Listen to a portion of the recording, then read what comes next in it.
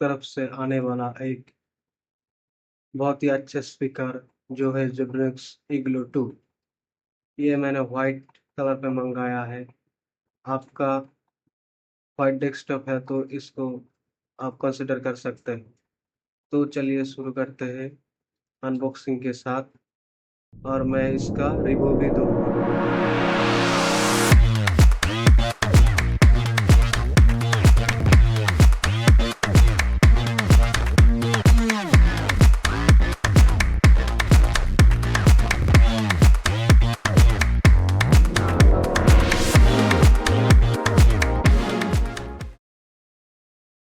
ये रहा हमारा दोनों स्पीकर जो मैं निकल रहा। ये रहा इसका फास्ट लुक।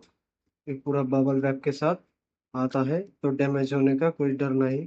फिर भी अमेजोन का पैकेजिंग बहुत ही अच्छा है, तो आपको कोई टेंशन लेने की ज़रूरत नहीं है। तो मैं चलिए इसको पीसी के साथ सेटअप करके आपको दिखाता हूँ। फिर भी मैं रैप को हटा के एक बार आपको दिखा देता हूँ। बहुत ही सुंदर तरीके से जेब्रानिक्स की स्पीकर बना है। न्यू लॉन्च हुआ है स्पीकर, बहुत ही अच्छा है। मैं अब आगे इसका साउंड क्वालिटी सुनाऊंगा।